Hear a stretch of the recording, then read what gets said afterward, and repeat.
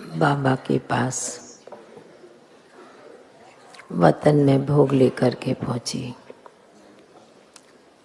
बाबा को जाने के साथ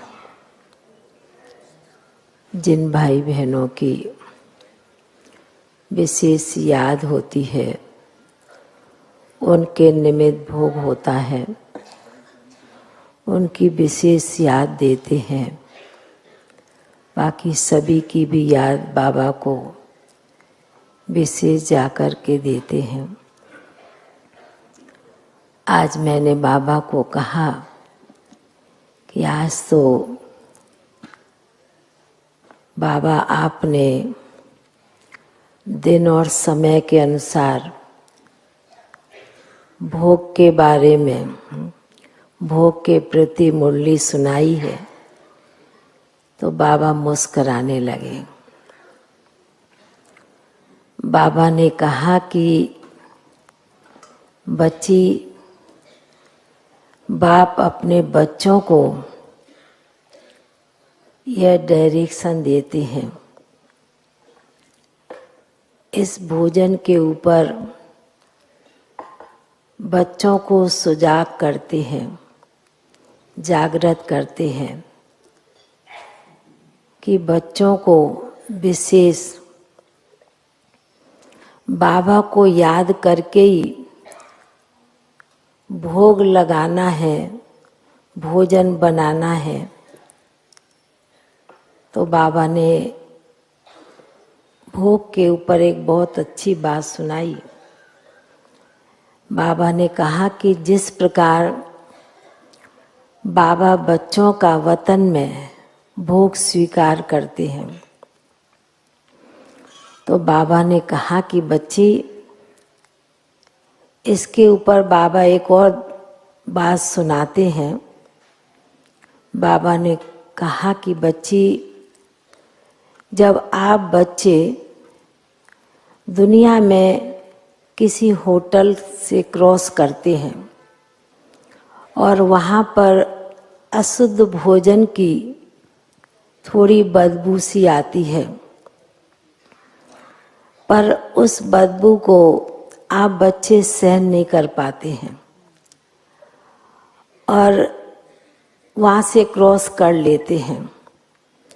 पर चलते व्यक्ति उस भोजन को खाता नहीं है, पर उसकी खुशबू से मालूम पड़ जाता है यहाँ पर इस प्रकार का भोजन बन रहा है। बाबा ने कहा ठीक इसी प्रकार बाबा के बच्चे भी बाबा के प्रति भोग लगाते हैं, भोग बनाते हैं।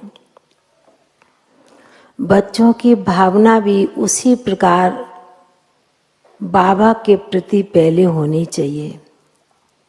बाबा ने कहा कि बाबा चक्कर तो लगाते हैं, देखते भी हैं वतन में यह दृश्य। कई भोली भोली माताएं भोजन पकाती हैं, बनाती हैं, पर कब कब उसमें पहले नाम बच्चे का, कब पति का नाम डाल देती हैं।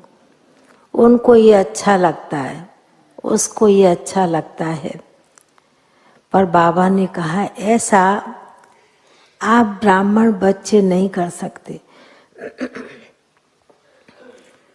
आप ब्राह्मण बच्चे कुछ भी बनाते हैं और कुछ भी बाबा को प्यार से भोग स्वीकार करते हैं।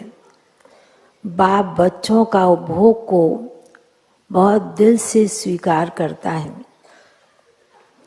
उस भोग में ही शक्ति भर देता है। बाबा ने कहा शुरू से यज्ञ में भी यह सुनने को आया कि इनके टोली में या भोग में ही जादू है। तो बाबा ने कहा कि इसलिए बाबा के बच्चों को कोई भी चीज में, इसलिए पानी को भी बाबा ने कहा 1 सेकंड दृष्टि डालते उसको पीने से वो अमृत बन जाता है। तो बाबा ने कहा कि इसलिए आप ब्राह्मण बच्चे कभी कभी इधर उधर का, बाहर का, कोई कारणवश किसी के हाथ का भी खा लेते हैं, पर बाबा ने कहा अन्न का प्रभाव आप ब्राह्मण बच्चों के ऊपर पड़ता है, मन पर असर आता है। इसलिए जितना हो सकता है बच्चों को भोजन बहुत सात्विक करना चाहिए, और बाबा की याद का बनाया हुआ भोजन, बाबा ने कहा भोजन से ही मन की शुद्धि और तन की शुद्धि भी होती है। भक्ति में भी भोग लगाते हैं, दुकानों में बिक्री होता है, पर बाबा ने कहा उसमें भी वो ऐसा मन में सोच के चलते कि भगवान के घर का प्रसाद है, ऐसे सोच के चलते हैं। पर यहाँ तो बाबा ने कहा खुद भगवान अपने बच्चों के हाथों से बनाया हुआ भोजन जो बनता है और बाप स्वीकार करते हैं, वह भोजन बच्चे करते हैं, स्वीकार करते हैं। तो बाबा ने कहा इसलिए भक्ति में भी इसी प्रकार गायन चलता है कि नाम तुम्हारा और काम हमारा। बाबा के नाम से बच्चे देते हैं, यज्ञ में डालते हैं, पर बाबा ने कहा बाबा तो सिर्फ स्वीकार कर लेते हैं। बाबा को तो कभी कभी बच्चों कई प्रकार से भोग बनाते, कभी सख्त बन जाता, कभी नरम बन जाता है, कभी गरम बनता, वो भी बाबा को मालूम पड़ता है। तो बाबा ने कहा बच्ची तुमको याद है एक बार बाबा ने तुमको दृश्य दिखाया कि किस प्रकार तुम भोग सख्त लेकर के आई और हमको नीचे बाबा ने भेज दिया था। 40 साल पहले की बात है। तो बाबा ने हमको याद दिलाया कि बच्ची तुमको वापस नीचे भेज दिया था। तो बाबा ने कहा इसलिए बाबा का भोग बड़े प्यार से बच्चों को बनाना चाहिए, और तभी बाप बच्चों का बनाया हुआ भोग, चाहे प्रवृत्ति में रहते हैं चाहे बाबा के घर में रहते हैं, पर बड़े प्यार से बनाओ तो बाबा भी उतने प्यार से स्वीकार करते हैं और उसमें शक्ति बल भर देते हैं।